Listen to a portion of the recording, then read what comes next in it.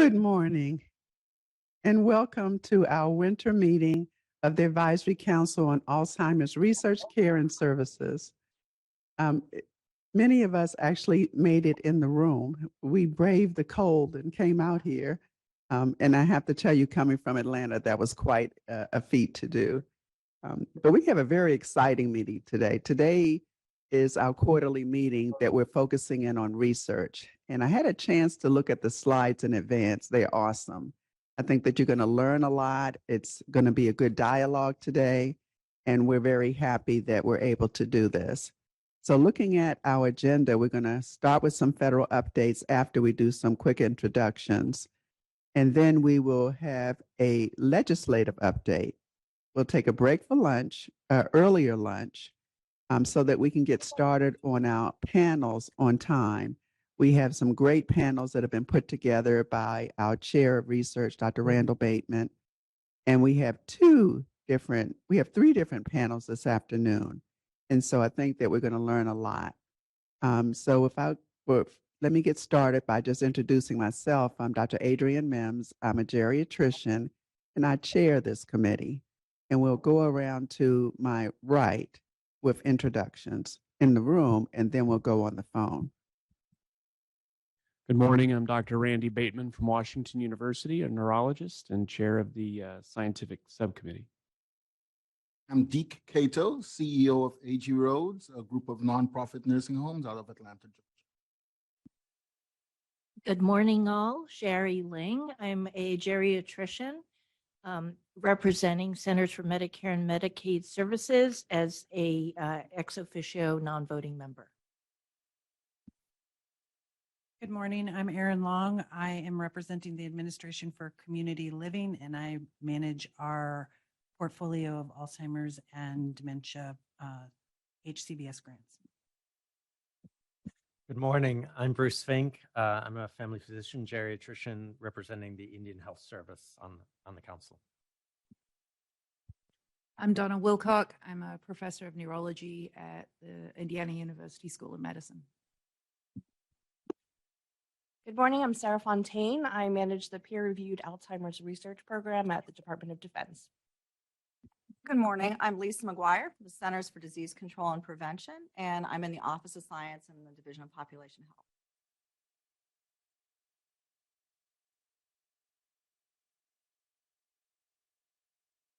Health. Red, I thought was off. Arlene Bierman, I'm from the Agency for Healthcare Research and Quality, where I serve as the Chief Strategy Officer.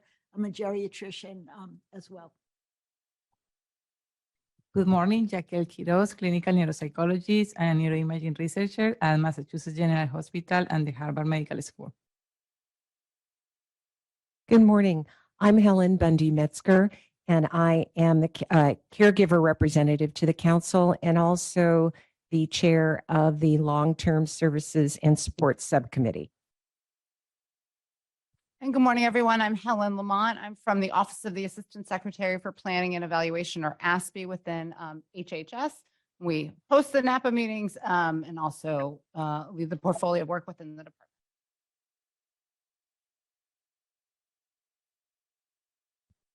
department. We'll next go to our online Fawn Catherine.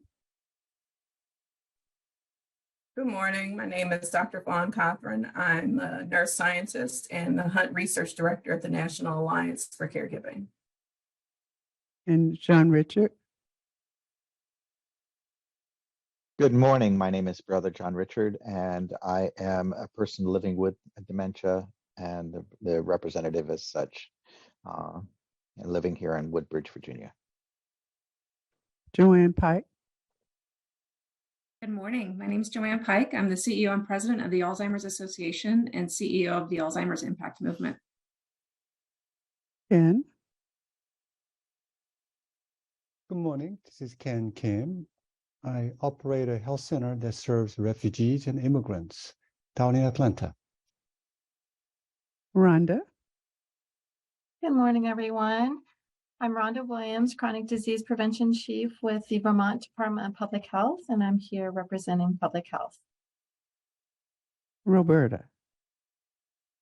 Good morning, Roberta Cruz. I'm a caregiver representative calling in from San Diego, caregiver to my mom of 9 years. Thank you. Thank you. And we have several federal members on, but they're going to be doing updates, and I'll let them introduce themselves when we get to that part.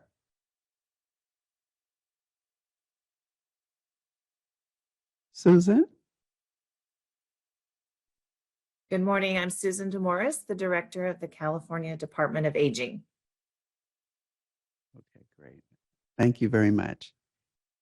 So now we're actually going to turn to the federal updates. And do we have an order for that, Helen? We do, it's in the slides.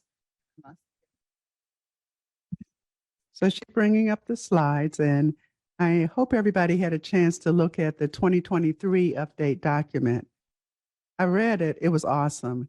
If you were just going to read that 100 and something pages, you could probably go through it pretty quickly. But the challenge is they all had links. And when you started clicking on those links, you were just really fascinated. So it took me a couple of days to go through. And I was so impressed with all the work that's been done and all the progress that's been made. So next slide. All right, thanks, Adrian. And today we have our federal updates in alphabetical order. So we're going to start with ACL, then we'll go for ASPE, CDC. Oh, I don't know where your acronym went. HRSA, IHS, and then finally NIH. With keeping in the theme of the meeting, we've asked Dr. Hodes to do a little bit more in-depth research presentation, so his will be a little bit longer at the end. So I'll turn it over to Erin. Good morning. Next slide, please. So our big announcement at this meeting is that ACL has funded our new Innovations in Dementia-Specific Respite program. It was awarded on October 31st with a 5-year grant with $5 million per year. And the way it's going to work is the Alzheimer's Association is going to be running a grant program. 80% of the funds that they are awarded plus their match is going to go to mini grants in community-based in communities, and then 20% is going to go to education, infrastructure, and technical assistance. So we're super excited at the prospect. We're hoping that the requests for applications will be out in the near future. So stay tuned on that one. Just some other quick updates on our programs at ACL. Next slide, please. So we have been managing our state community and tribal grant program for many, many years, and we expect just in 2024, we're gonna have some more rounds of those. We're gonna obviously do another year of the respite innovations, and then ACL, as I think most know, gives funding to the Alzheimer's Association every year for their call center. So they're in a round of their call center grants. And then we also manage and operate the Alzheimer's Dementia Resource, the NADRC, and as well as providing some of our funds to ACL's tribal programs for our Title VI, which is caregiving, and for some reason I'm blanking, but meals and caregiving, and supports HCBS and caregiving. And we're going to provide them money to get some more dementia activities in tribal communities. So next slide. So we have a webinar coming up, and it's about finding the way in dementia care using dementia care navigators for people living with dementia and their caregivers. We're super excited that our grantee, the California Department on Aging, is running a program in 3 counties. They're piloting a program in 3 counties using community health workers to deliver the care ecosystem program.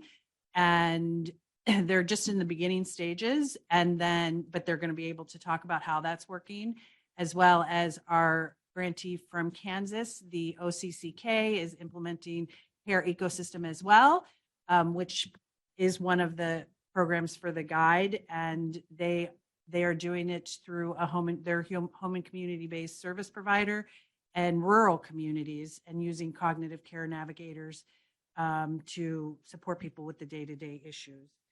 Next slide, please. And on that slide, there is the link to where you can register for it to attend on February 6th.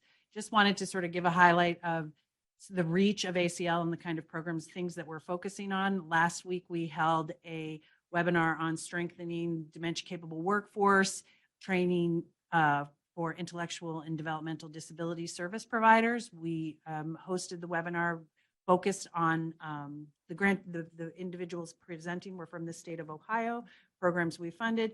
We were super excited. We had 1,800 people registered and 1,100 people showed up. So the reach is pretty amazing. The recording of that will be on the NADRC website, as well as the decks that our presenters from the memory lane provider and the Ohio Disability Council. Those slides will be on our NADRC website. Next slide, please. Another recent webinar we had was applying the national strategy to support family caregivers to dementia program. Was posted, I think it was in December, and it just talked about the national strategy and the actions that folks can do. And we, again, the reach, 1,200 registered, almost 600 people showed up. So, obviously the topics I think we're choosing the right topics. Next slide, please. I just wanted to give you a couple of highlights of the reach from the ACL Administration on Aging perspective. The Administration on Aging manages the Lifespan Respite Program. They've been doing it for, I think, 12 years. And just some highlights from their grants, that in their dementia care in Virginia, they are increasing the number and diversity of caregivers who receive respite, and they're far exceeding their goals. The state of Colorado is doing dementia training and have trained over 2,600 people. In Arizona, they're doing memory cafes, and this is all through their respite, lifespan respite grant programs that we award to state respite coalitions. Next slide, please. So last year, ACL started their Caregiver Activities of National Significance program and aligned it with the 2022 National Strategy to Support Family Caregivers. And as a result of that, they have funded 5 different grants to focus on specific priority goals of the strategy, the overarching goals, increasing awareness and outreach to family caregivers. It's not dementia specific, but it's very relevant. Advancing inclusion and engagement of family caregivers within the care teams, advancing innovations of family caregiver services and supports, strengthening financial work and workplace security for family caregivers, and advancing family caregiver national research and data collection strategies. So they've awarded 4 of the 5, and they expect the 5th to be coming in February of 2024. Next slide, please. So ACL is also home to the assistive technology programs. And as one would imagine, assistive technology does play a big role in dementia care. So, and they do these also through different state grants. So the state of North Carolina is honed in on public awareness and education, and Georgia has highly regarded Tools for Life Technical Assistance Center at the Georgia Tech Center for Inclusion, Design, and Innovation. And then in North Dakota, they've partnered with the Alzheimer's Association to create a technical or ambassadors program. So association ambassadors are then being trained in relevant technical or assistive technology and are going out and building awareness of the value of assistive technology and supporting people living with dementia and their caregivers. Next slide, please. So ACL is also home to the National Institute on Disability Independent Living, Rehabilitation and Research. We lovingly call it NIDLR. So at Neidler, they have the National Center for Enhancing Neurocognitive Health Abilities, Networks, and Community Engagement. Thank God for acronyms in the enhanced program. So using a sample, I'm just going to read this because I don't necessarily understand everything in this particular one. Using a sample of individuals with mild cognitive impairment, early dementia, post-stroke, and TBI, investigators are developing a novel systemic approach to explore how discourse, verbosity, topic maintenance, speech rate relate to cognition, inhibition, working memory, generation, and fluency. For these populations of people with cognitive disabilities, the aims are to develop comprehensive measures for communication challenges that are predictors to cognitive function and daily activity. And the investigators have a first draft of their book for publication, the potential of extended reality solutions to support older adults with and without cognitive impairments. And then the resilience are regional national center for excellence in RTC. They're working on a randomized trial on the Capable program, which has been sort of gaining a lot of traction recently. I think it's out of Johns Hopkins, and working with individuals with mild cognitive impairment and dementia and their care partners. And the original Capable intervention excluded individuals with MCI and dementia, and so now they're including them. And they have data for half the sample, and we're looking forward to seeing what they have when they're complete with their work. Next, and that's it. Great, thanks, Erin. Next slide, please. So we haven't done many ASPE updates in a while, so these are a little bit old, but we've released a number of reports in the last few months, and then we have some upcoming work that I'm going to preview for you all. So next slide, please. So so ASPE, for those of you who are new or don't know, in addition to running NAPA, we also do policy research, but obviously there's a lot of policy and research and activities around the table. So we really fill in spaces around what the other agencies are doing and can take sort of a broader approach or sometimes an data infrastructure approach. So it's sort of with that in mind, we have supported a long-term care projection model. And we've used it to look at the changing demographics and what they mean for a variety of different potential outcomes. So we have 4 reports from that model that came out earlier this year. One looking at changes in caregiving networks, especially as the population ages and people have fewer children. What will that mean? It turns out it's not that dire. I'll just give you the bottom line. It's not that dire, but you should read the report. We also looked at the economic value of the unpaid care provided to people who need long-term services and supports, and what that will be, projecting it out into the future. Changes in caregiving needs based on the diversity of the population and how that will change over time with changing demographics, projected based on what we know now. And then also changes in caregiving networks over the course of disability. So do you bring on more caregivers to support you later in life as you become more impaired and need more support, and how do those change over time? And then how do we need to know that so we can plan for future cohorts of caregivers and older adults with disabilities? So check those out. Next slide.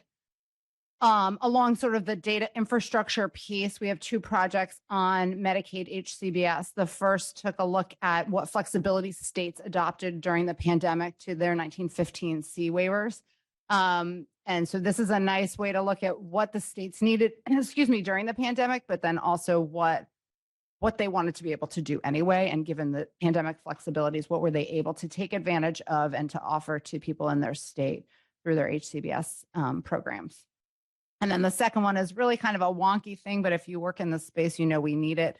The Medicaid data has changed to now what's called TMSIS, the Transformed Medicaid Statistical Information System. And in order to find HCBS services in TMSIS, we had to do some work to identify what would be in and what would be out, what sort of services would be in for Medicaid that you would count as HCBS, and what wouldn't you count. So for example, some case management is done to pregnant women, and it's also an HCBS service. So we went through all of the variety of services and did a taxonomy to identify what should be counted as HCBS for our analyses going forward. The next one are the next set of, sorry, next slide. My slides got all messed up. The next set of publications are on ownership structures in nursing homes and the relationship between those and the facility traits and quality of care. You might have heard that private equity is investing in nursing homes as well as real estate investment trust companies. So these reports started to look at the prevalence of those changes in ownership and then the associated facility characteristics. Next slide. Two projects that I would say in some part are related to the work we've done here and have come up recently in our discussions. One was focused on, and Emma and I over here led both of these. So thanks to Emma for that. One was focused on interventions to prevent older adult suicide. We know suicide is far too common in older adults, so we wanted to assess what interventions are there and how could we better expand the availability of those interventions to make sure that they're reaching the people who need them, and then what are the unique challenges to suicide prevention in an older adult population. And we know there is a higher risk of suicide in older adults following a dementia diagnosis. So that ties into our work there. And then we know that homelessness is rising among older adults. For older adult homelessness, we usually say 50 plus. So it's slightly younger than our group, but there are important crossovers in terms of cognitive impairment, both as a predictor and then as an outcome of homelessness, and different causes of homelessness among older adults than among a younger population that hopefully we can look towards prevention interventions for. So that report was just out this fall, and we should look at it as part of our LTSS work. Next slide. These are hot off the presses, so we know that direct care worker wages are probably too low and that they make a huge difference in recruiting and retaining direct care workers. And states have done a lot to try to figure out how they can increase those wages. So we used sort of that framework to take a look at these populations. So the first thing is that we did was compare the wages of direct care workers to other entry-level jobs, Starbucks, McDonald's, et cetera, to look at how they compared as our baseline. And you would not be surprised to hear that, unfortunately, they are lower in almost all states than some of those other entry-level jobs. Then we looked at what states have done to improve those wages, whether they're wage pass-throughs, increasing minimum wage just for direct care workers, et cetera. And then we looked again at the impact of those wage improvements on those wages compared to other entry-level jobs. And again, unfortunately, we didn't see that gap really closing. There seems to be a lot more flexibility in the market for private sector entry-level jobs than there are for the direct care worker jobs. And so Starbucks can increase wages because they have a labor shortage, whereas long-term care providers don't have that flexibility for their workers. And then all of that is summarized in a final report. Those are all based on 2019 data, and we are going to be replicating those based on post-pandemic 2021 or 2022 data, and that work will begin in April. And then finally, next slide. Along this line on the direct care workforce, we're pleased to say that ASPE is leading some work that's in the President's Care EO focused on data on this population. We know their wages are low, but we don't know a lot more about the characteristics of the workers, why they stay, why they leave, other aspects of the job that are important to understand. And so it makes policy making very difficult. So we are working in partnership with DOL to identify what our gaps in data are and make some recommendations. So we've already done, I should have checked them off. We've already looked at our populations of workers. We've looked at our data needs. We've looked at the research questions that we really need and the federal data sources we have available. And we're now in the, what are the gaps and how can we fill them stages of this report with our federal work group. And we will be releasing in some format, we're not sure quite yet, the results of that analysis in April, and hopefully looking for ways to improve critical data on this workforce that can help us get to some policy solutions about wages and retention and recruitment for that population. And then finally, the next slide. These are the federal agencies that are involved in our work. So a broad array of HHS and Department of Labor colleagues are contributing to this work, and we continue to look for input on what we need to know, but there's so little right now that any bit helps. So, next slide. Helen, you mentioned some wonderful reports. Will they be linked in the slides? To go Yes. online? Okay, thank They're you. already, yes, they're linked.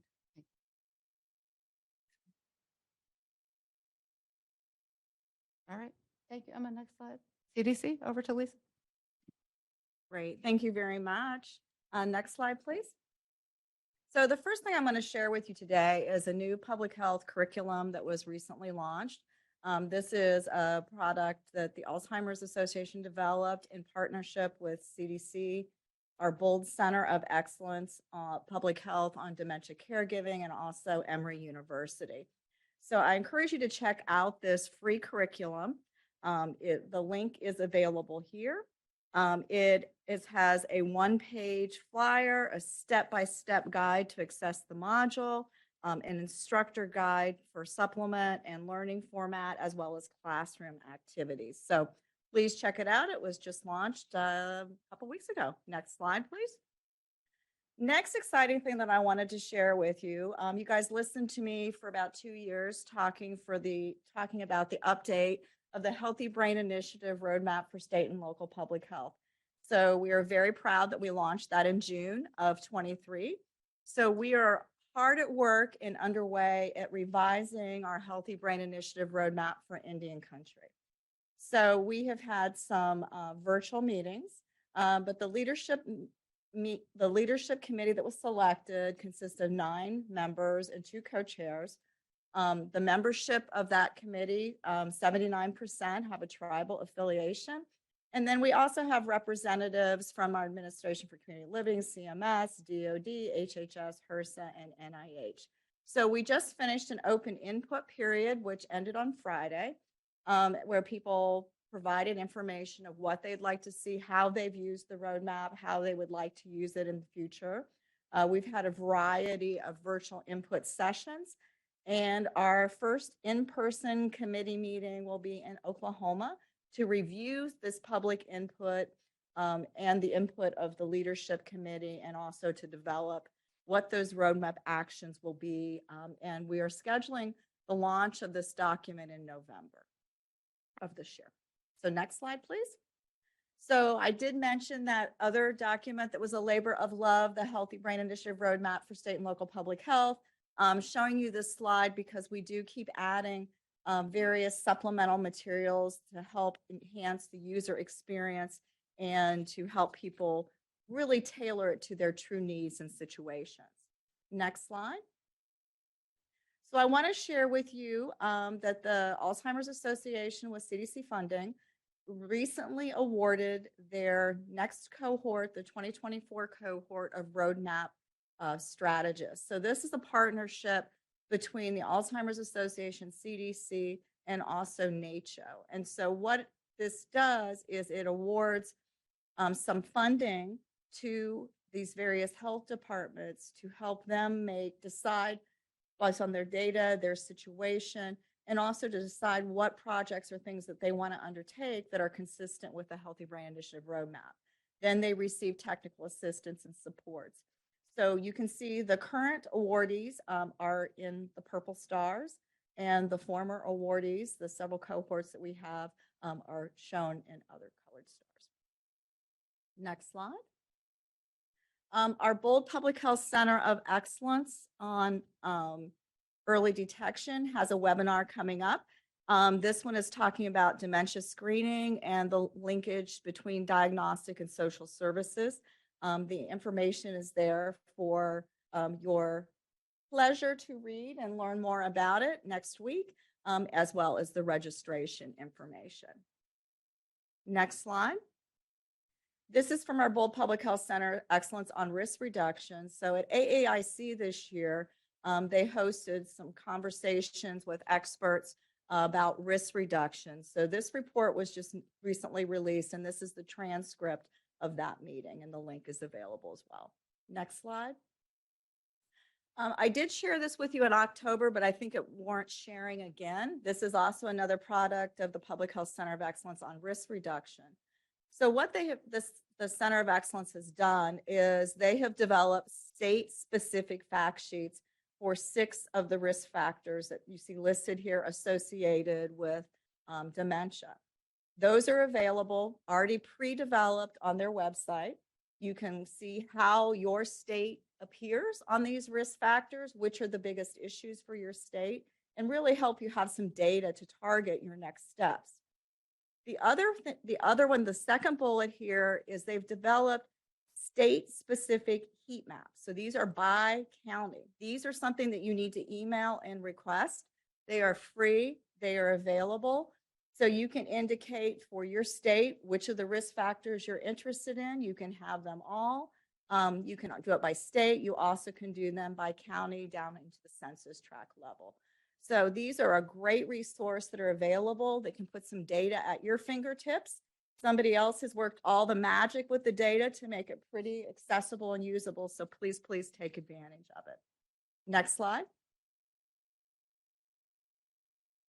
Another product from the Bold Center of Excellence on Risk Reduction. As we have just kicked off our new 43 awardees for our Bold state programs or Bold jurisdictional programs, they're really at this point starting to think about how they can include various aspects of Alzheimer's disease related dementias and caregivings into their jurisdictional plans. So the Center of Excellence on Risk Reduction has developed a document that really gives some language that can help states see the types of things that they could include in their jurisdictional plans. So once again, free, publicly available, and it's information that can be just plunked into another guidance or document. Next slide. The Bold Center of Excellence on Caregiving did something very similar. They have taken language from state and jurisdictional plans on dementia caregiving. They have a section in the document where they are producing that language so you can see. Then they also have some suggestions of language that a jurisdiction could include in their plan as well. Next slide. The Center of Excellence on Caregiving has a webinar this week. I will pause so you can all look at the QR codes, take a snapshot. You can register. There's some great speakers that are going to be sharing about some of the successful public health approaches in dementia caregiving. And this webinar is part of their virtual webinar series. So this webinar is featuring the state of Georgia, which honestly, every time I hear Georgia speak, I'm very proud to be living in Georgia. But there is a whole series of these webinars featuring various dementia programs, and I encourage you to look at the archives as well. Next slide.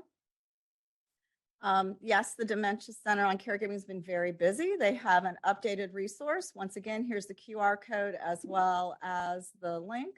And it's a guide on advanced care planning and various resources. Next slide. We're sticking with that Dementia Caregiving Center. So here's the paper. I told you about the preprint, but this public paper is out in publication, the December issue of Alzheimer's disease and dementia. But this paper is really looking at the intersection of social determinants of health and really looking at the opportunities for family caregiving for people who are living with dementia, and really from that public health perspective. Next slide, I'm going to feature some of our other programs. So the International Association for Indigenous Aging, or what we refer to as IA Square, has developed a dementia bingo. I encourage you to check this out on their website. There is a video that is informative on dementia.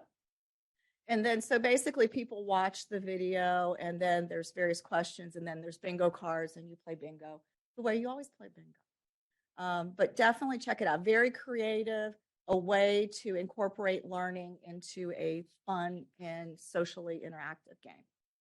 Next slide.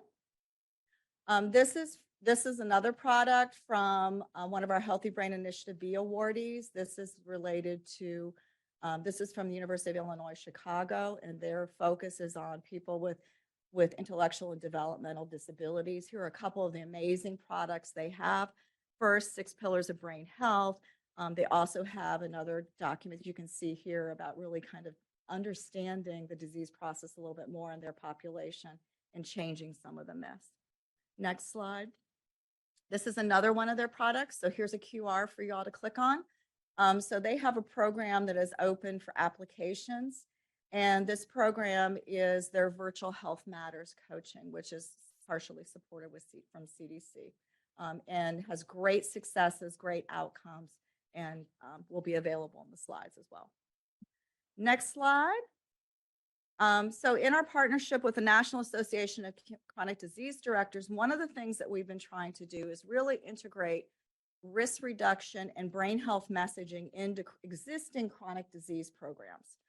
And so this is a document that the National Association of Chronic Disease Directors, and that is a mouthful, try to say that, that they have developed, and this is recently available as well, but it's giving some suggestions on how to integrate brain health messaging and Alzheimer's messaging into those chronic disease programs. Next slide. This is a product developed from another one of our awardees, Us Against Alzheimer's. This is a really neat product. This one's been out for a few months longer, but I felt that it was really important to share it with you all again.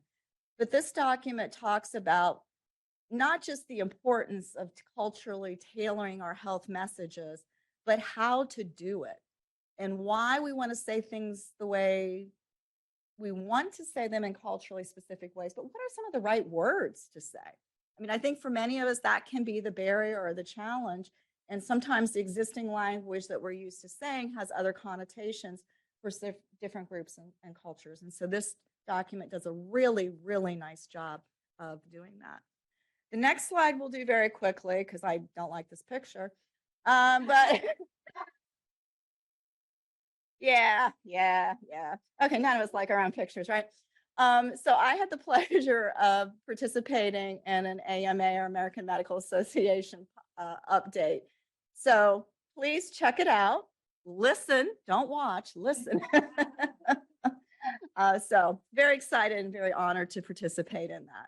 The next slide, I mentioned this probably almost every time I come. And the reason I want to is for that last section here. This is our Healthy Brain Resource Center.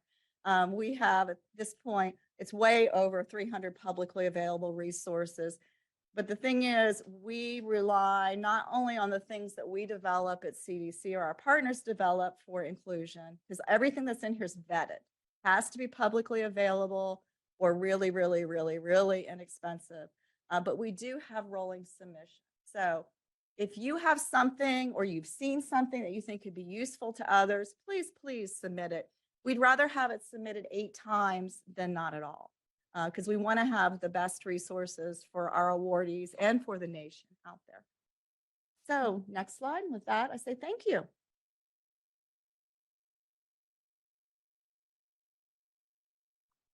Thanks, Lisa. I'm Joan Weiss.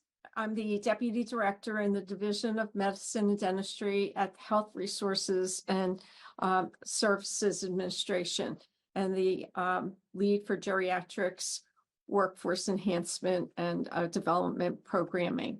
And before I get started, I would just like to share with you that in fiscal year 2023, we had a competition for our Geriatrics Academic Career Awards program. The purpose of this program is to promote the career development of junior faculty as academic geriatric specialists. We were able, the award is about $80,000 a year and allows a COLA, so it can increase in the out years. It's a 4-year award. And I would just like to share with you that all of the grantees are required to educate themselves as part of their career development plan on dementia, as well as their trainees. And in 2024, currently, we are having a competition for our geriatrics workforce enhancement program. In the previous in the current cohort, the 2019 cohort, we had a requirement that all awardees devote at least $100,000 of their award each year on dementia training activities.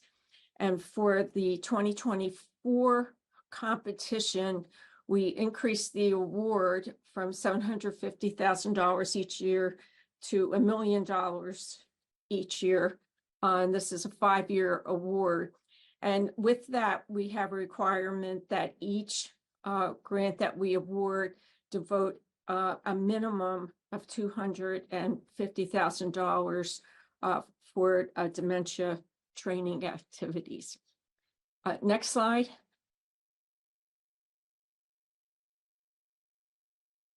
So it's been a while since I've given you an update, so I'm going to let you know what we've been doing from 2021 to 2023. Next slide. In fiscal year 2021, thanks. In fiscal year, which is really like academic year 2021-22 for us, the GWEP grant recipients provided 673 interprofessional educational offerings on dementia to over 130,000 learners. And that number was for academic year 2022-23, 529 interprofessional educational learnings to over 113,000 learners. Next slide. We have our HRSA has its Alzheimer's disease and related dementias training curriculum, which consists of 16 modules on ADRG and 9 modules on caregiving, and we had over 14,000 views in 2023. Next slide. And we're going to be working to update that in 2024. In fiscal year 2021, we received supplemental funding in the amount of $225 million. And we had a competitive supplement limited to the 48 GWEPs. We were able to fund 12 of them, and they partnered with another 12. So we had about half of the network working on developing modules to address COVID-19 specific education and training for the nursing home workforce, as well as nursing home residents, and including those residents living with dementia and their families and caregivers. And the goal here is to improve care to nursing home residents, particularly those living with dementia. The curriculum's developed, but the modules are undergoing clearance, and as soon as we have them posted, we'll share the link with you. Next slide. In 2023, we received another $2.28 million, and we're able to provide administrative supplements to all 48 WEP grant recipients. And we gave them money to support curriculum development on care of older adults residing in nursing home, including care persons living with dementia. And this training had to be done within the context of age-friendly health systems and the 4N frameworks. The training has a particular focus on integrating care of older adults in nursing student curriculum, and providing nursing students with a clinical rotation in nursing homes. And the goal is to increase the number of nurses who graduate and who elect to practice in nursing homes after graduation. Next slide. We've been working on the dementia specialist report to Congress with ASPE from 2021 to 2023.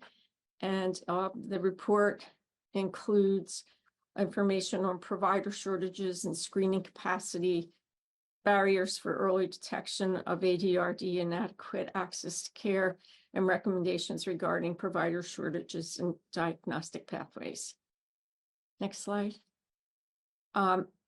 We're particularly proud of the work that the GWEPs are doing, especially around integrating geriatrics care in primary care practices.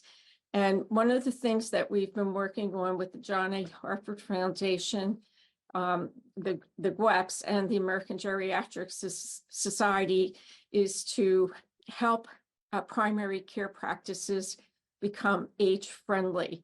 And we're training the practices to become age-friendly and to receive the Institute for Healthcare Improvement age-friendly recognition. And just as a reminder, to become age-friendly, using the age-friendly health systems framework, there are 4 components: what matters to the individual, medication, mentation, and mobility. And we have 48 GWEPs who have worked with 273 primary care practices to receive level 1 recognition from IHI, which is a participant level, which means their teams have been working on integrating care on the 4 M's, and then 31 have been working with 144 primary care sites to achieve level 2 recognition, which shows commitment to care excellence. And these practices actually have data that shows that they're age friendly in all 4 areas. Next slide. That's it. Thank you so much.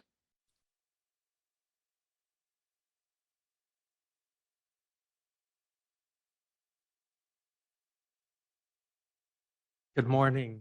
We'll go to, actually, before we go to the next slide, this is a small team of folks working at Indian Health Service on the Alzheimer's Grant Program, which is the overall program through which we work with our tribal and partners and urban Indian health organizations and IHS facilities to address Alzheimer's in tribal communities.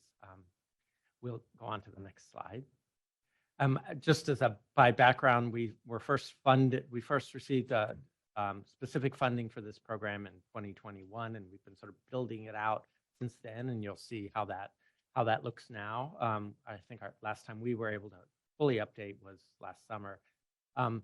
As a reminder, the bulk of the resources go out as grants and program awards to tribal and urban Indian health programs. And the concept there is that we will understand how best to care for people living with dementia and their caregivers in tribal communities through the work of the tribes and urban programs that look both internally at the strengths in those communities and the resources in those communities and the cultures and values of those communities, look externally at what's learned around the country in a variety of other settings, and then build programs that meet the needs of their citizens. So that's sort of the philosophy underlying it, and that's where the bulk of the resources go. But we've heard through tribal consultation and urban confer also about a tremendous need in workforce development, education, training. So a significant number of resources are going in that direction. There's a pocket of resources going in outreach and dementia awareness, really geared towards building that community within the tribal and urban communities of champions and of folks committed to working to improve care for those living with Alzheimer's and other dementias and for their families and caregivers. And then there's a small, of course, infrastructure dollars that we use to run the program and provide data, and particular data and technical assistance to those, to the tribes and urban communities doing the work. So we'll go through and talk through each of those kind of buckets of funding now and where we are. Next slide. This is just, you can just click right through this one. This is just a kind of for reference, sort of the growth of the program over time. And we'll talk more specifically. We're not going to run through this now, but just to get a feel for what's happened since 2021. Next slide. We were really excited this year to welcome 8 new awardees for the Alzheimer's Grants Program, and they're on the left, joining the 4 pioneering awardees that we started with last year, who are now in their 2nd year of funding. I'll just, for perspective, the first NOFO received 4 applications. They were all good applications. We were able to fund all 4. In the 2nd year, we had funding for 6, but we received a dozen applications. So that growth of interest is really reflected of, I think, the work that we're doing to get the word out. Also, honestly, the work you've heard already by the other federal partners who are all doing work in tribal communities and who are building up that sort of that cohort of folks who are paying attention to this and really committed to working on improving care. We're really excited about the work both of the last year's awardees and this year's have really started at a run. And I think in the next year, what we're going to put a lot of effort into is capturing the actual work they're doing in a way that allows us to learn from it and share that learning with other tribal communities, so that we start to see in real granular and concrete terms, what does it look like at a tribal level or an urban Indian health center or community level to actually make changes in the lives, to provide care and services that improve the lives of people living with dementia and their caregivers. And we want to get to that level of granularity so that other tribes can learn from what these pioneering tribes are doing. Go on to the next slide. We are also planning in 2024 another notice of funding opportunities. This will be sort of a targeted to programs with established efforts. Now, our current grantees are those programs, but also this will be a competitive grant, and we know that there are other tribes that have just on their own, using resources that they've brought together, started to focus significant effort around Alzheimer's and caregiving support. So they'll be eligible to apply for this too. But this will be an additional 3 years, so that, because an initial 2-year funding doesn't give you much, it gets you started. We want to be able to continue the work and see it. There'll be a particular focus towards sustainability in this next cycle too. It's a small amount of money. It's many, many tribes and communities. So we really need to start to see these programs sort of find sound footing financially, so that we can if we're able to continue to receive resources that we can put forward into the tribes, that we can reach new tribes who haven't had the opportunity. So that's part of the sustainability goal. So next slide.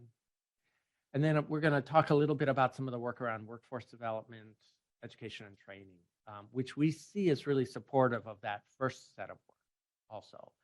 Some of this we've talked about before. In this past year, we had a partnership with the IHS Division of Oral Health, where they funded 5 programs to start to look at bringing dementia detection into oral health care. And this is not asking dentists to screen for dementia. This is giving dentists and dental assistants and hygienists the tools through which they can assess their own patients, for cognitive impairment, so that they can provide better care for them. So it's really about, if you will, the notion of dementia-friendly, dementia capacity across the system, rather than thinking of them as an arm. It's not screening for screening's sake, in other words. It's really about providing better oral health care, including to people living with undiagnosed cognitive impairment. The dental program's been amazing at taking this and running with it. So I'll just tell you, part of how we can accomplish a lot on the small team we've got is through partnerships, even with people taking ownership of it around Indian health. And dental program's been an example of that. And they're now funding a second round. And they're doing this in a kind of a collaborative learning mode, so that we're both supporting the work, but also learning from them what this looks like, how to make it work, how to better support it. We're taking a similar approach with Community Health Representatives Program. Again, really a result of the leadership of that program, Michelle Archuleta, who leads that program.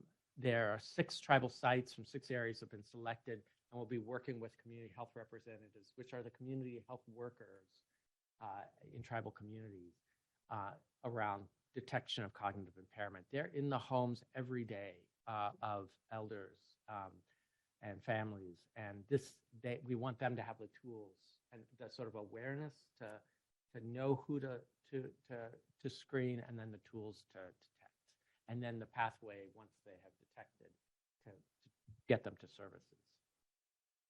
We continue to work with the Division of Nursing, who's been leading out on this work around accreditation of IHS and tribal hospital EDs as geriatric emergency departments, the GETA accreditation.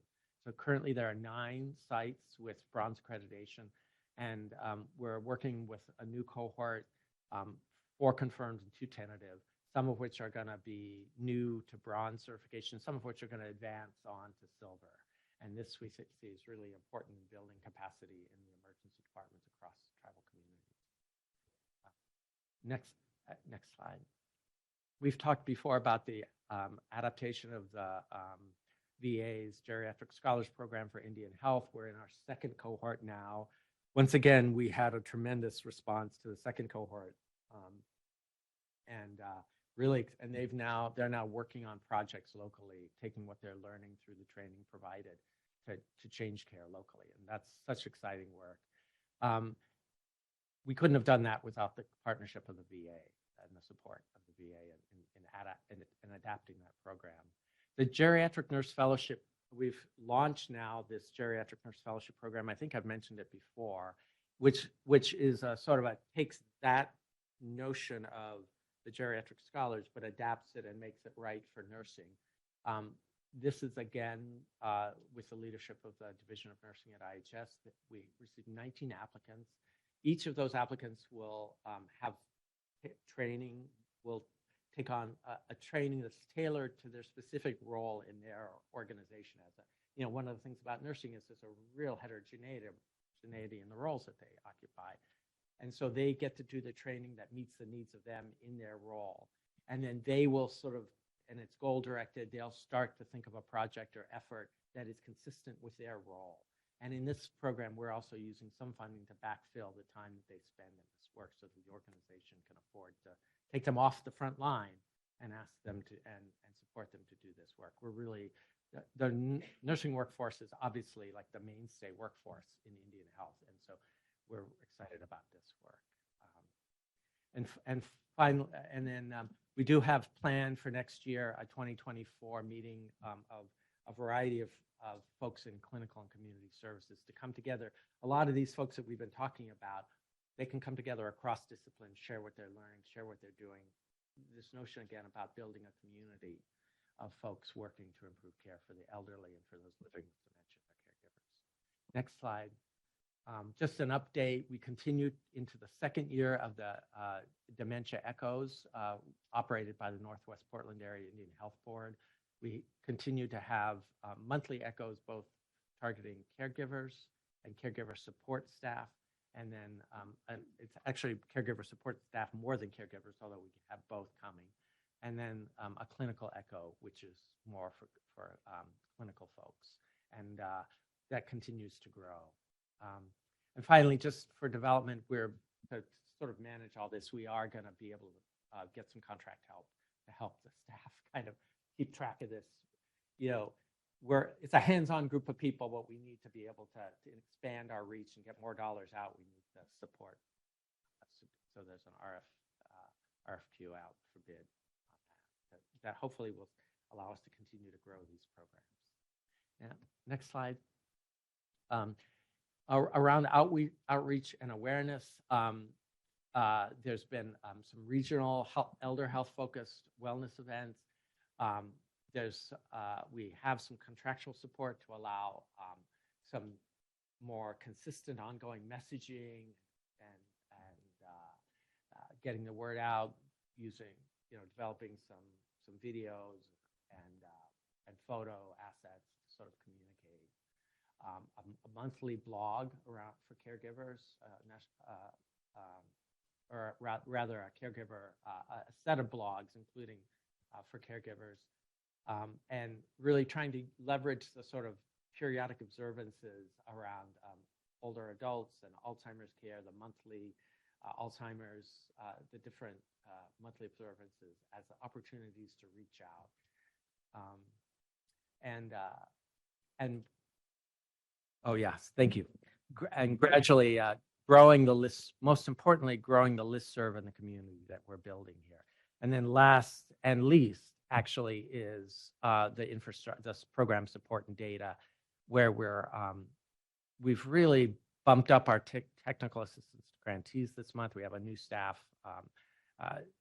Jamie Olson, who's doing an amazing work, just reaching out regularly, monthly, to tribes and the grantees, to make sure they have what they need to do their work. Valerie Jones is leading work around data dashboard development using IHS data.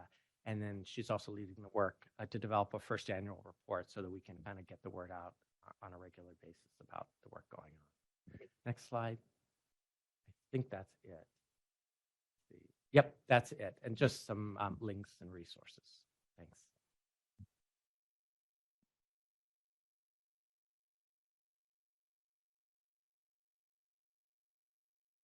Thank you. I'm Richard Hodis, Director of the National Institute on Aging, and happy to present Run IH with my NINDS colleague, Walter Koroshetz. Next slide, please. So just to summarize where all of us stand as federal agencies in terms of the FY24 appropriation status, we're operating, as I think you know, under a continuing resolution, which means we do not have a final appropriation. This continuing resolution has kept us in business and will through March 8th, at which time the continuing resolution will end, and we're hopeful it will be an appropriation. I outline this because at this point, it means that we are uncertain of our funding and precise funds available, and so we're operating to be sure, but under a very cautious or conservative allocation of funds. Next slide, please. Under this, the initial pay lines for competing research grants are illustrated here. If we look to the right two columns, AD and ADRD funding, the pay lines, you can see, for example, for the most common applications, that is less than $500,000 in direct cost, the pay line that we are paying to now, as an interim, I stress, is the 12th percentile, with continuing preferential allocations to NI, that's new investigators, and ESI, early stage investigators, and for the first time, a higher bar, if you will, a more difficult pay line for the more expensive applications that are coming in. All this part of our conservative approach until we know what our appropriation will be. I should comment that the reason we've had the ability to fund, as we have over past years, AD and ADR research has been year upon year, beginning most robustly in 2016 and through last year, very substantial increases in funding to NIA and NINDS that are targeted to AD and ADRD. We don't know this year whether there will be any such targeted increase in allocation. Next slide, please. This just shows the same for the applications that are reviewed within the institutes as opposed to the Center for Scientific Review. They don't have pay lines, they have priority scores. These, once again, are highly constrained and conservative relative to last year's numbers, and we will see what the eventuality is when we have an appropriation later this year. Next slide, please. In terms of scientific updates, next, just first to outline the enormous expansion and robust portfolio in clinical trials that we are currently able to support. So the number of NIA-supported AD and ADRD clinical trials now numbers 488. You can see, we'll break down these in further detail, but 213 have to do with dementia care and caregiving. And then for those that are targeted at treatment and prevention, 73 pharmacologic and 171 are non-pharmacologic. Next slide, please. So if we look at the pharmacologic interventions first, at the bottom, the 14 trials that are phase 2, 3, or phase 3, these are the more advanced trials that have the potential to determine effectiveness and approval of therapies. There are 14 such trials being supported. I say only five, now a minority of which are targeted amyloid, reflecting here the diversity of targets that are approached in these studies.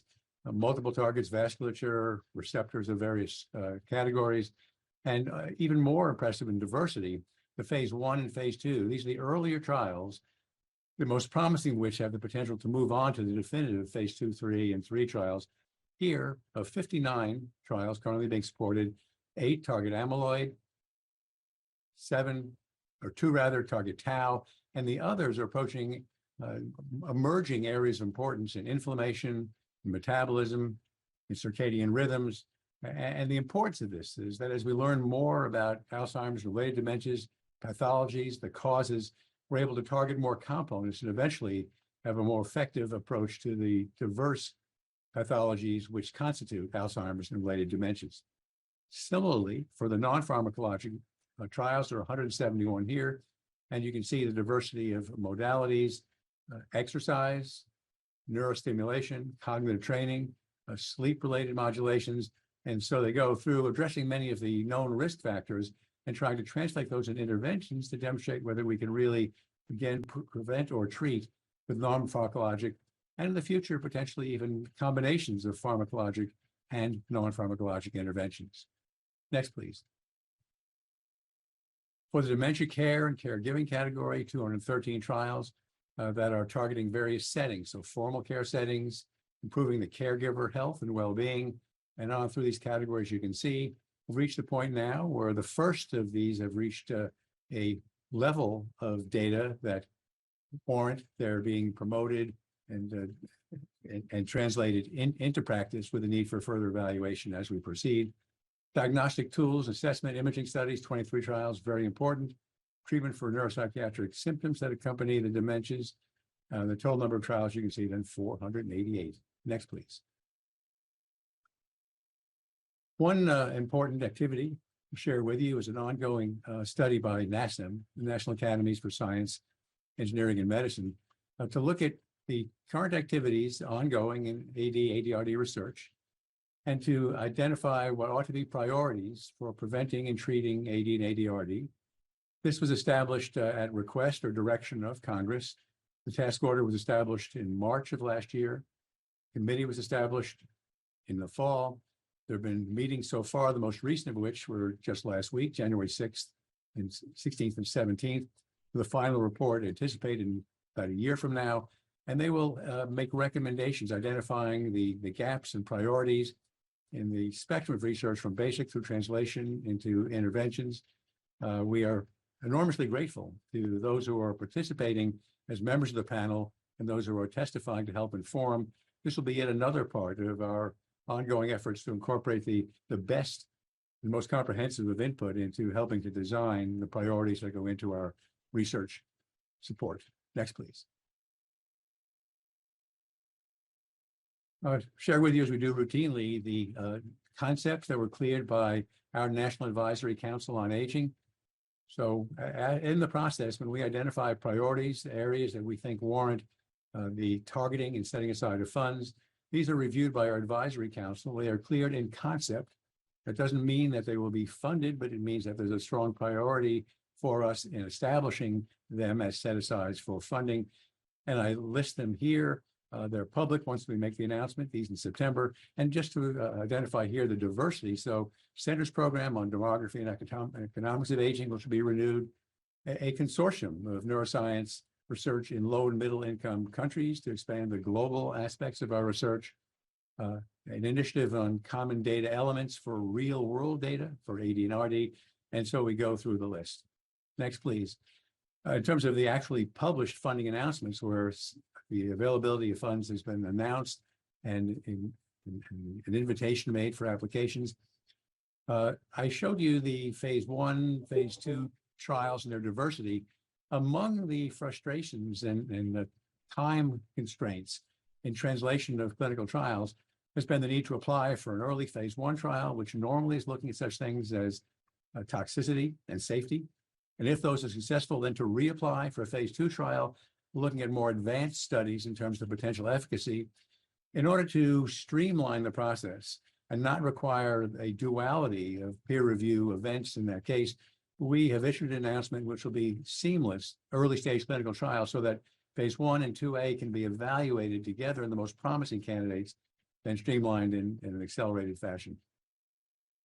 Building neuroscience research infrastructure on aging, ADRD in Africa, a new announcement that's coming through, part of our efforts at looking at the important global obligations we feel to the treatment and understanding of Alzheimer's and related dementias across the world.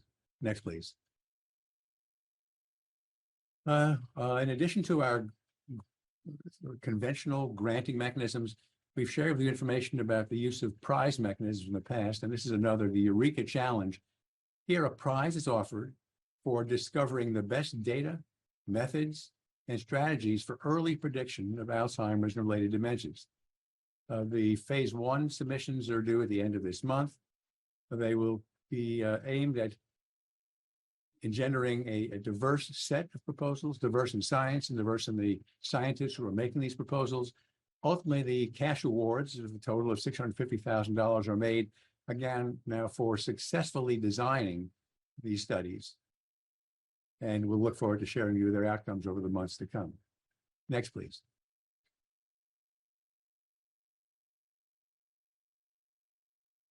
Next, research directions. Just to summarize some of the progress that has been made in detecting and diagnosing early stage disease.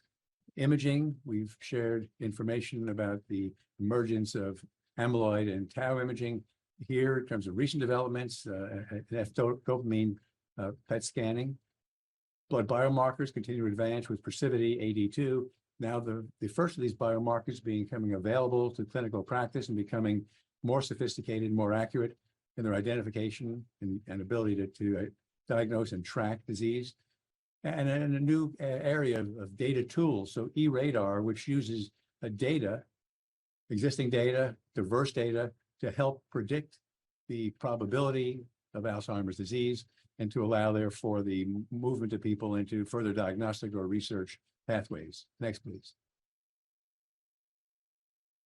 Evolving technologies for drug delivery. So we've been encouraged by the approvals of lecanemab as an IV infusion with expectation that aducanumab may be approved similarly this year. And these are by IV infusion, putting a real constraint on the need for infusion centers for delivery of drugs. So recent progress has looked at the ability to administer these agents, these antibodies, subcutaneously, which would mean that they could be administered outside of infusion centers and potentially with equal effectiveness. Other contributing technologies, the use of focused ultrasound on the brain, which opens temporarily blood-brain barriers and lets drugs that are administered peripherally have better access into the brain where they have their effects.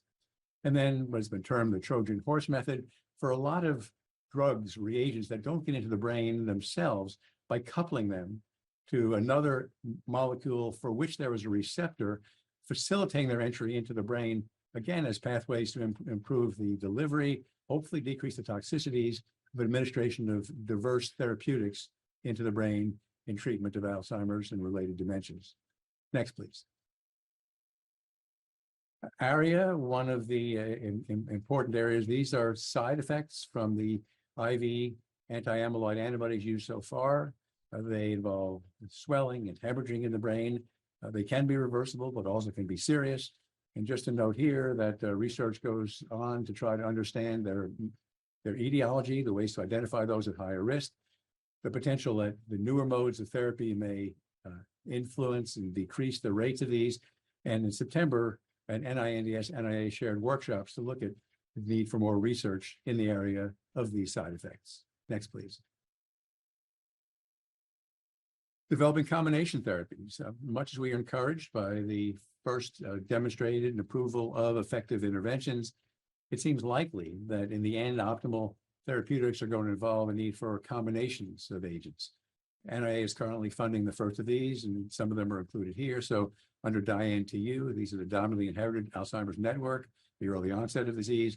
Now there will be funding of anti-tau immunotherapy, in combination with lecanemab, anti-amyloid. The funding of these studies is through 2025. And then the establishment more recently of a platform for tau studies that will look at different anti-tau therapies, including their combination with anti-amyloids. These, as I said, are just beginning. We'll look at individuals with asymptomatic or mild cognitive impairment, and 2028 is the funding duration of these trials. Next, please. We're continuing to develop a broad range of interventions to prevent and treat. They include those that address lifestyle and risk factors, as well as the pharmacologic and non-pharmacologic interventions to treat. SMART trial is one example of a multi-domain personalized trial which attempted to reduce the risk in individuals focused on their own risks and corresponding lifestyle changes, which recently was reported to have modest but encouraging improvements in cognition, in dementia risk and quality of life, and is a forerunner of further studies needed in this area. Next, please.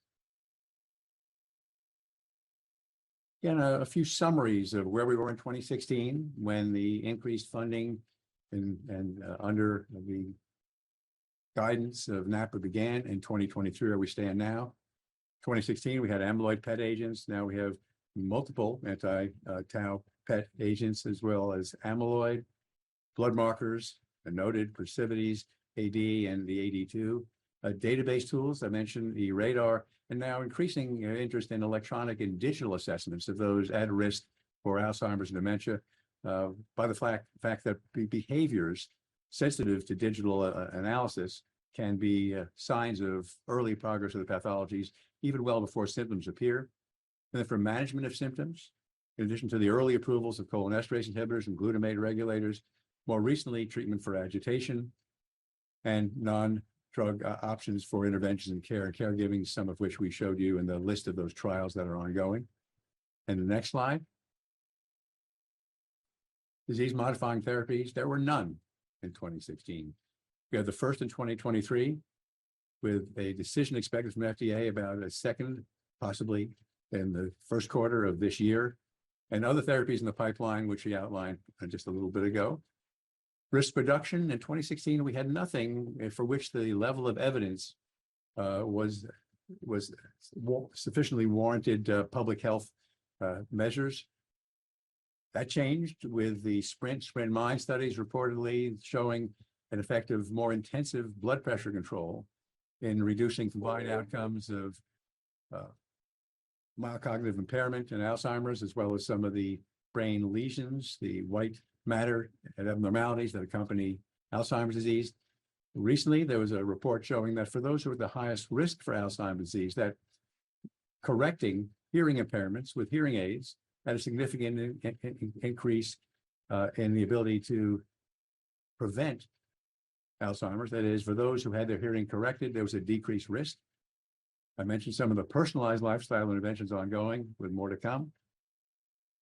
In the area of dementia care and caregiving, the first reports that came from studies of the existing studies in 2016 said there was a paucity of evidence sufficient to warrant dissemination. Now in 2023, we have two areas that for which support is identified as ready for broader implementation and evaluation.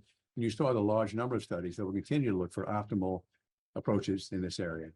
Next, please. Announcements. Next. Just want to briefly let you know it's the 50th anniversary of NIA. We're happy to share news of milestones and news of our forward-looking initiatives in this area. And next slide, please. Just invite you to help join us in celebrating this anniversary, importantly with a focus and priority that it's been given from its beginning, and certainly in these past decades, to Alzheimer's disease. Next, please. There's a Cognitive Aging Summit, the fourth in the series, which will be held in a couple of months in March in Bethesda. Ask you to save the date and note here, registration is open. Next, please.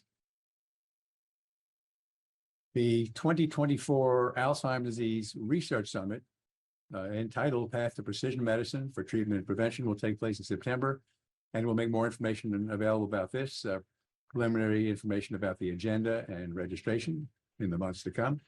Next, please.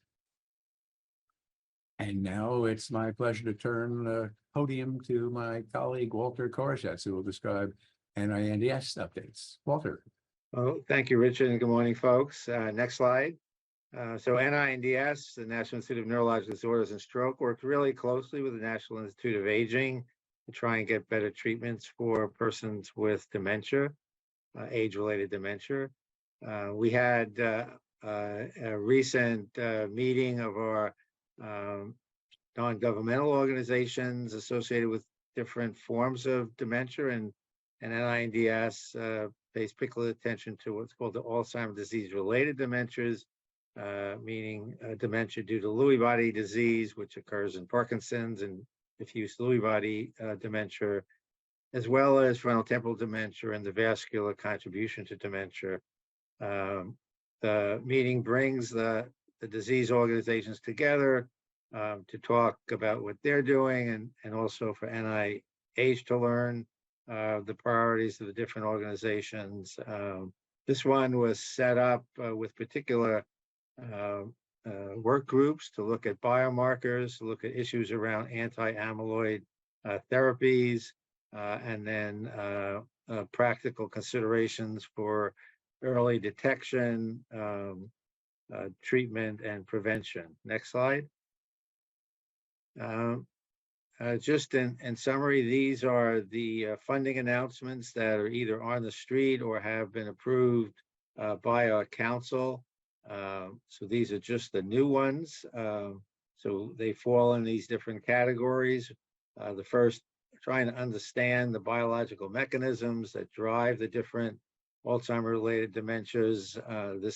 A couple you can see here are looking at the question of how traumatic brain injury, whether it's severe or more likely repeated concussions, can lead to cognitive impairment and dementia.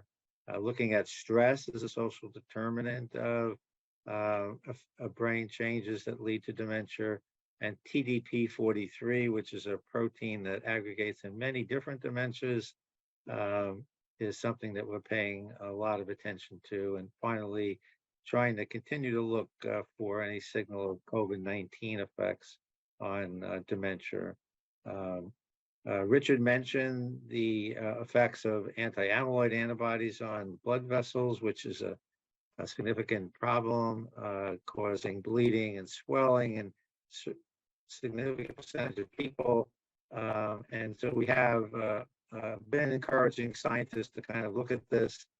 This is not entirely new, as it's very similar to the pathophysiology of what's called cerebral amyloid angiopathy, where amyloid causes damage to small blood vessels in concert with Alzheimer's as well. We're very interested in trying to understand the interplay of the multiple different etiologies for dementia. So many folks who die with dementia, when look at the brain, they have more than one thing going on. And so we're trying to understand that interplay, and particularly whether there could be multiple targets that need to be engaged to improve outcome in these what we call mixed dementias. We have programs for therapy development. I'll mention genome editing in a second. And we're also working to develop better biomarkers. Richard mentioned the great advances that have occurred in Alzheimer's disease. This has not really been reproduced yet in the Lewy body dementias, the vascular contribution to dementia, or many of the frontotemporal dementias, so we have a way to go there. But we do have a good roadmap from what's happened already in Alzheimer's disease. And we're also looking at digital biomarkers, as Richard mentioned, for use in clinical trials that can detect change much faster than every couple of months visits to the doctor. We have a couple of clinical trials to mention. They're really both looking at the effects of anti-amyloid therapy, which is now approved for Alzheimer's disease. But now the question is, do they work in people who have vascular disease as well as Alzheimer's, or who have Lewy body disease as well as Alzheimer biology. So hopefully these trials can tease that apart. And then we have training programs, much as Richard mentioned, including the early stage T32 and the postdoc to independence. Sorry for that omission there. It's a postdoc to independence grant for research in ADRD. Next slide. And this just again illustrates the two clinical trials that we're trying to get off the ground using the anti-amyloid therapies in people with vascular disease, and then working on putting out the call for similar trials in those with Lewy body pathology. Next slide. And we also are competing the Vascular Center Without Walls for Understanding Small Vessel Disease and ADRD. Richard mentioned white matter disease. This is extremely common, associated with cognitive impairment and dementia. It occurs almost in 80% of people over 80. It starts actually in some groups as young as 40. And so it's a mix of not only vessel disease, but the response of what's called the myelin, which covers all the wires that connect the different brain regions. And this is really prominent on MRI scans. So it's something that can be really picked up easily, but it seems to be somewhat non-specific right now. We're trying to find out, what components here can be targeted for therapy that would improve one's chances of healthy aging in terms of their cognition. Next slide. And next, I just wanted to end it up with something that's a little bit kind of futuristic, but this was brought out in a commentary in Nature Communications recently about using gene editing. So this is the ability to use these technologies to go in and actually edit your genome for health. And so right now it's focused on some genetic diseases, but there is a common fund program at NIH, the Somatic Cell Gene Editing Program, which was working in the first 5 years to develop tools to do this, and now is actually working to do some clinical trials. And they also have, importantly, have put a big emphasis on trying to develop the tools that could allow gene editing to occur in the brain itself.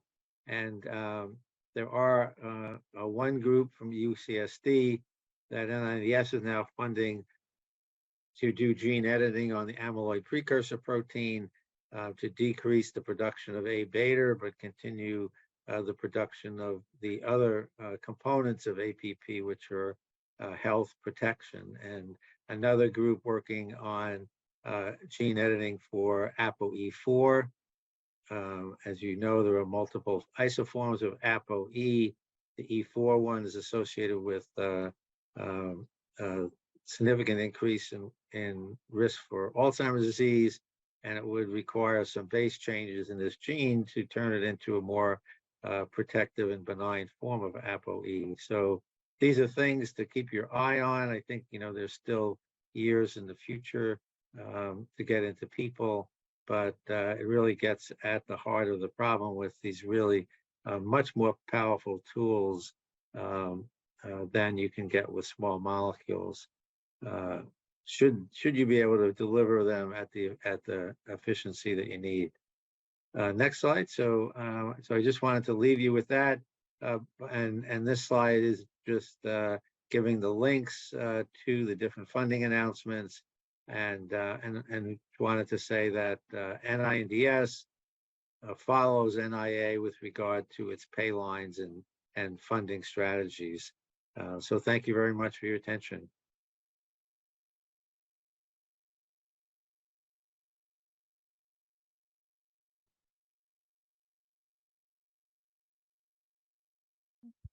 So we have time for one or two questions based on all of the information that was given to us today. It was fantastic, quite robust updates.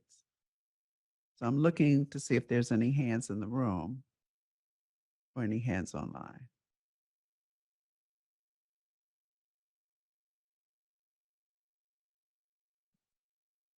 Okay, so we're going to go further with our legislative updates. Helen? Yes, thank you. So one thing that we hear and that all the feds are acutely attuned to is that the budget is set by Congress and we are at their mercy. And so we thought it'd be helpful today to have a presentation from Rachel Conant with the Alzheimer's Association that can give us a little bit more detailed update on what's going on legislatively and what we might, if you could predict it, Rachel, what we might be likely to see from this Congress in terms of funding and legislation. Thank you so much, Helen. And yes, if I had a crystal ball, but I will try to give an update on where things currently are in Congress, and then a look ahead over the next couple of months on what we're anticipating as we get closer to the end of the year. But first, a huge thank you to all of you for all the work that you're doing in the fight to end Alzheimer's. It's just amazing to see over the years the progress that we've been able to make to really impact all of our families that have been touched by this disease. So thank you for all of your ongoing work, both the federal and non-federal members, because we know a lot more to do, but great progress has been made. So thank you first and foremost. So with that, I'm going to turn quickly to the appropriations process. And for those of you that may have heard updates from me in the past, we like to refer to the appropriations process as a marathon, not a sprint. And that is certainly the case, unfortunately, right now. And we'll talk a little bit, as Dr. Hodis noted, where we are in terms with the continuing resolution. But every appropriations year, a number of requests go up to Capitol Hill from advocates, from members looking to address Alzheimer's disease, whether that's funding for Alzheimer's research and other dementia, funding to continue the CDC with the implementation of the Bold Infrastructure for Alzheimer's Act, funding at ACL for the Alzheimer's disease programs, medical research funding at the Department of Defense, Indian Health Service. There's a number of priorities up on Capitol Hill. So this is just a snapshot of what's currently before members of Congress for FY24. The community has put forward a request in line with the professional judgment budget of an additional $321 million at the NIH for Alzheimer's and other dementia research funding, and then $35 million to continue that implementation of the Bold Infrastructure for Alzheimer's Act to make sure we have that solid infrastructure in the public health community. So that is just a few of the items currently before Congress. But as I said, there are a number of other programs that we're waiting to see where funding pans out at CDC, ACL, VA, DOD, a number of agencies. So on the next slide, you'll see, again, kind of the status of where we are. While it may seem like there's not a lot happening in Congress, the staff are hard at work to make sure that we can reach that March 1st and March 8th continuing resolution deadline. There are actually two deadlines for government funding coming up. So as Dr. Hodis mentioned, we do have two markers down in the House and the Senate for NIH funding. The Senate last summer put down a marker of $100 million for Alzheimer's research at the NIH, and then $34.5 million at the CDC. We also saw level funding for the Alzheimer's disease programs at ACL, and a number of other programs were either cut slightly or level funding. Again, more to see, but it was good to see this initial marker by Congress. So we have a few more weeks in this marathon, and we know advocates nationwide and those of us in the community will be continuing to work with our bipartisan champions to get as much as we can for all of these activities. So that is just a quick overview of where things stand before Congress. And then we will be knocking up against the next appropriation season. So we have the State of the Union coming up on March 7th. We're anticipating the president's budget for FY25. And then members of Congress will be starting to set their deadlines for funding requests. So just as FY24 is going to finish up, hopefully, in March, we're going to be right back in the marathon getting ready for FY25. So on the next few slides, we thought it would be helpful just to provide an update on where current bills are before Congress. And I will say again, this is just a snapshot of a few bills that are out there in both the House and Senate. We know that there are a number of priorities up on Capitol Hill: the Change Act, the Merit Act, the Alzheimer's Caregiver Support Act. Because of the great work of this advisory council, all of the action items in the National Alzheimer's Plan, bipartisan members of Congress are really looking to set those policy initiatives at the federal level in the fight to end Alzheimer's. So there are a number of priorities up on Capitol Hill. Again, broad bipartisan support. It's Republicans and Democrats coming together on these issues. So two in particular that we thought would be of interest are looking to reauthorize, or what we also can refer as renewing, the commitment to NAPA. So we have the NAPA Reauthorization Act. The NAPA Act is set to expire in 2025. So this legislation would renew NAPA. It would continue the work of the National Alzheimer's Plan, continue the work of all of you on the Advisory Council. And we want to make sure that we continue to see that progress in research and public health and all of the care and support programs that are out there. So we want to make sure that NAPA continues. We also have the reauthorization of the Alzheimer's Accountability Act, which was the creation of the professional judgment budget way back in 2015. And that is the Alzheimer's Accountability and Investment Act, or AAIA. So both of those bills are before Congress right now. We have strong bipartisan support in both chambers. Both have been marked up and voted out of the Senate Help Committee, or the Health, Education, Labor, and Pensions Committee. You know, we love our acronyms in DC. So the Senate Committee has reported out those bills. We are now awaiting floor action in the Senate, having great conversations in the House. And these are two initiatives that we really need to see continue. Our champions in the House and Senate agree. So we're working to get those done, hopefully by the end of this year. Another piece of legislation that we have worked on, and those in the community, other organizations, health systems, researchers, providers, really galvanized behind this effort, was the Comprehensive Care for Alzheimer's Act. Again, strong bipartisan legislation that called on CMMI to develop a dementia care management model. And we'll see on the next slide that happened in July with the announcement of guides. So that legislation now is done. And our thanks again to CMS and CMMI for announcing that model.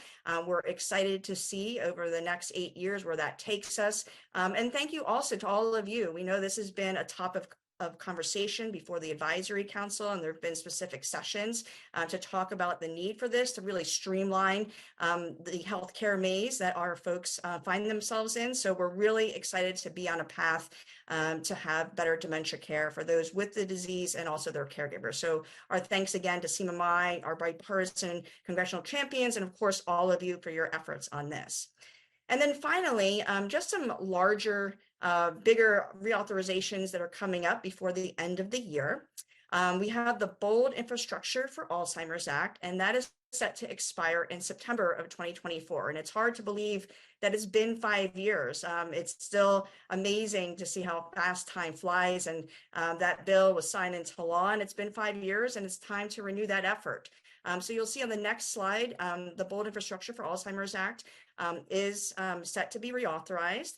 We do have our congressional champions, bipartisan again, in the House and Senate, working on reintroduction of this legislation, and it's going to be happening pretty soon. For those of you that follow some of the DC Beltway publications, Politico, for example, named Bold as one of the items that needs to get done this year. So we're excited that this issue in particular is really resonating in DC, that members of Congress see the need to have a strong public health infrastructure, just as they saw the need for sustained, robust funding at the NIH. So stay tuned for more updates on that legislation. But we also have two other critical pieces of legislation that need to be reauthorized this year. The Older Americans Act, which again is critical to support our caregivers, respite needs, education efforts back in the states and local communities is coming up, as well as the Lifespan Respite Care Act. That will be reauthorized this year as well. And again, the critical importance of having those respite programs nationwide for our caregivers cannot be understated. So those are some larger pieces that are coming up before Congress. I know the time is going to fly by this year, but we also know we have strong bipartisan champions, committed advocates nationwide, and vocal leaders here on this council who will continue to do the good work to put those recommendations forward. So with that, Helen, that wraps up my update. Thank you so much. Perfect timing. Thank you, Rachel. Oh, should be right. Can you guys hear me? Oh, weird. We have a color issue here. Red means go, and also nothing means go. Any questions for Rachel? A lot of unknowns. No? Okay. Early for lunch? Nothing? I hate to let some free time go, but I did want to ask the federal agencies that presented on the different parts that are being implemented to help with care and delivery of services to the population. What is just for a novice? What is the general 30,000-foot view of the approach? Are these programs? Can you just comment maybe for each of your agencies what the general goals of implementation are, and how does this fit into the broader goal I know of trying to deliver healthcare for people with dementia and older people who need it across the nation?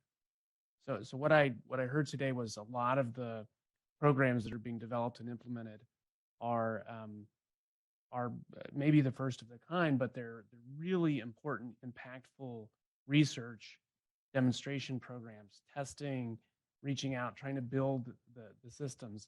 Is this part of a broader, how do you swallow the whole elephant, the big problem of the entire country? I know it's a tough question, but I just thought it would be good to comment on it to give perspective of where this fits into the bigger goal. I mean, I can speak generally to the programs that we fund. We focus, it's not research, it is demonstration projects to implement and test programs that the communities themselves identify as their gaps. We focus on certain specific areas that we identify that were worked out years ago with the Napa Council, but education and evidence-based interventions are important, like taking the science, translating it to the community is where we're really focused, and both evidence-based interventions to support caregivers in behavioral symptom management and that area, and education just even on dementia. I mean, and in some communities, it's literally like teaching people to identify as caregivers. And then for people living with dementia, it's meaningful engagement and programs, whether evidence-based or not, it's engaging them. The dyads as well. I don't know if that gets anywhere on your. Yeah, so you're saying, so the educational programs are meant to be to cover the entire country's people with dementia and caregivers and the medical workforce. It's meant to deliver it to everybody. As first And so it's not a- responders, I Right. mean, and the cool thing about what we do at ACL is our grantees and the programs we fund have a breadth of expertise, being medical systems, universities, and everything that they create is put on our website. We create tools to build awareness of, or resources to build awareness of what's been created through the federal funding and making them available much more broadly. So, whether it's, videos to support people that are caregivers of people living with intellectual and developmental disabilities, or videos, micro learnings are a big focus for us these days, to support caregivers with 7-minute snippet education to get the information into people's brains. Certainly brain health and early identification and getting people to resources more quickly, getting people doing those screenings to get people to assessments. We're, using community health workers. We have an amazing program in Chicago where they trained 400 community health workers to get people out and get assessments, to get people to make those referrals to not suggesting that they do the assessments, but getting people to their to the providers to get a diagnosis, but also at the same time getting them to the resources in the community. Yeah, so one of the things we'll touch on this afternoon as part of the research committee is we're going to cover some of the questions that we have about the latest tests and treatments that have been developed, and how do we, one of the questions is who do you deliver it to, or how do you deliver it, and what is the scope of that coverage? What percent of the population, if there's 5 million people in the US with Alzheimer's disease, how do you deliver that to that many people? And so I was listening to each of your presentations and trying to think about, you know, the care and support services, education, delivery of things, prevention. These are all essential things that also have to be delivered, right? And in the research side, as we're getting into this, how do we deliver new tests, new treatments? We're thinking about this, and how do you gauge then what the end goal is? How do you gauge how many people are educated? How many people know about the resources? How many people are using that? And you know, a metric of how good are you doing in terms of that deliverable is something we're beginning to think about, because our centers, and we'll talk more about it this afternoon, but I just wanted to try to bridge maybe the goals here in terms of the general approach. And I would say it's all the interconnectedness. It's you have the clinical side, the HCBS side, and everybody knowing what everybody else is doing and what's available. I mean, if the clinical side doesn't know what's available in the community, and this is where like the guidance comes in as well, making sure that everybody knows what everybody brings to the table, and people actually accessing it, not giving people access to it, but people actually access it. And I think that's part of too with the public health approach is doing what we're doing at CDC. We always talk about public health connecting and convening. So with our BOLD program awards, which there's 43, and it's about, but that's, don't think, oh, we're almost done with the US. That's about 30 states. And then the other awardees are counties, cities, and tribal organizations. But the neat thing about what they're doing is in each of their jurisdictions, they're forming coalitions. So they're getting aging services together. They're getting their medical communities. They're getting their, you know, you name it, whatever's important in their jurisdiction that works in this space, they're bringing them together to develop a jurisdictional plan.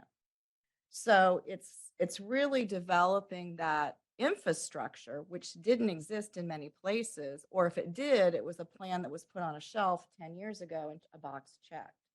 So it's really getting the players, the key players in that jurisdiction together, getting them talking, seeing what they can bring to the table, and making sure that, like, for example, the research that's coming out, the people at that table are aware of that. They have aging services there to make sure that aging services is making sure going out and doing that one-to-one person contact. So it's really, like for us, BOLD and that infrastructure building is helping to fill that gap. I many times when I come to Napa, I use my bridge slide. That is really what that infrastructure building is doing. And so we're excited to have 43 this time around, but we also have those centers of excellence on 3 different topic areas that will be up for recompete in 25. They're not just a resource to our BOLD programs, they're a resource to the nation. So they're a resource on risk reduction, caregiving, early detection, and diagnosis. So I guess what we're trying to say, Randy, is there's a lot of pieces in this puzzle. And I think each of these awards or each of these different initiatives we do is helping us hopefully make that puzzle together to make a complete picture and hopefully improve the health, well-being, and quality of life of America. And I'll just, to fill out the picture a little bit. Of course, everything we do in Indian Health Service is in the context of tribal sovereignty and the government-to-government relationship between the federal government and tribes. But we're on the ground. So every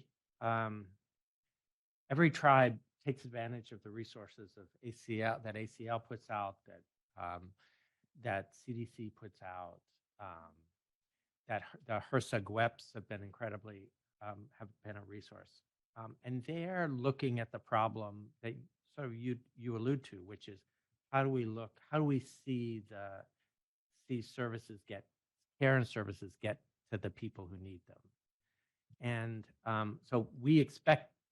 So on the one hand, where our work is really geared towards tribes meeting the needs of their constituents, I think there's something to be learned from that more broadly, because this country is a rich patchwork of communities and of localities and of locations. A long time ago, when we talked about long-term care, it occurred to me that we can't really talk about long-term care at a national. We have to talk about it at a national level. We have to talk about it at the state level. We have to talk about it at a county level. But it's really about whether an individual can get access to the services, the long-term services and supports they need and their family. And dementia care is no different than that. So I think as we talk about this work, I think one of the things that the experience of Indian Health can provide is a look at what it looks like to bring services to people directly, and what's involved in that.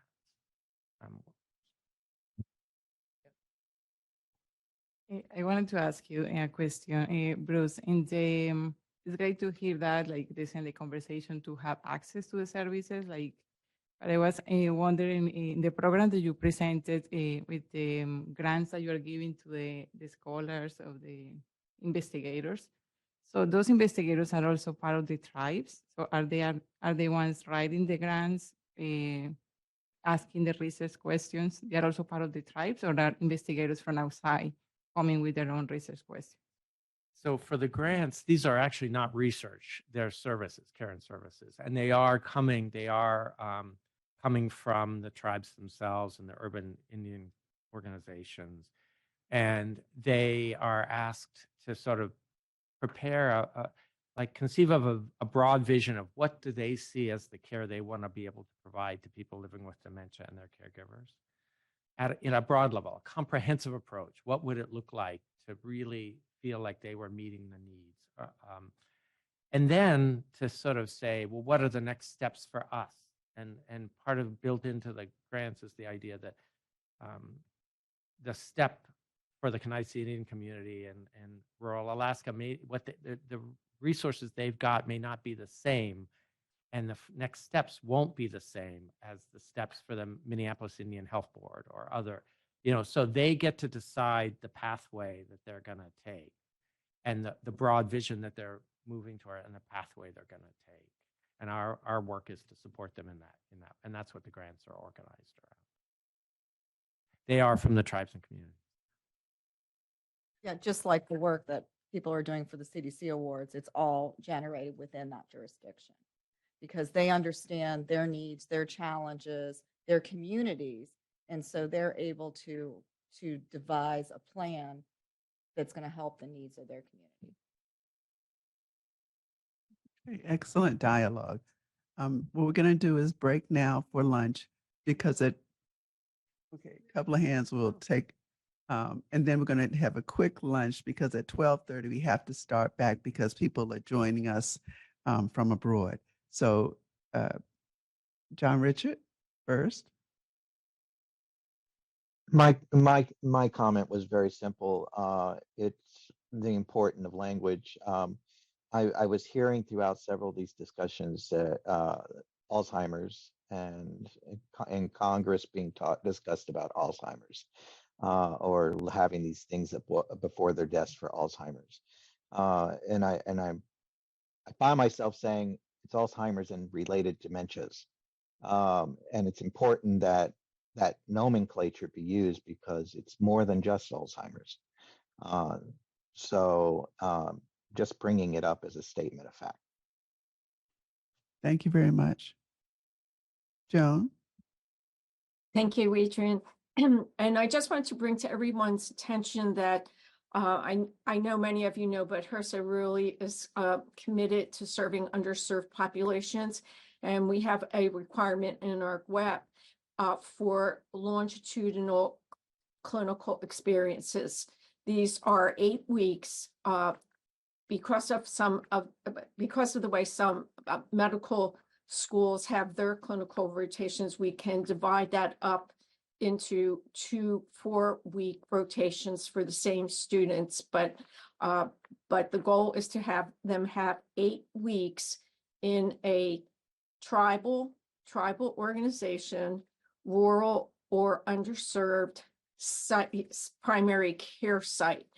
And the goal is by having these longitudinal immersive experiences, and they include experiences with individuals and persons living with dementia and their families. The goal is to have them practice there after they graduate. We have been very, very successful with our Teaching Health Centers program. This is a community-based primary care residency program. It differs from CMS's program, and that CMS's program is hospital-based, and this is community-based primary care. And 65% of our graduates from the Teaching Health Center program either stay in or remain in the site where they trained in primary care after they graduate. So thank you so much, Adrienne. Excellent. Thank you very much. So we're going to break now and promptly resume at 12:30. Thank you. Produced by the U.S. Department of Health and Human Services.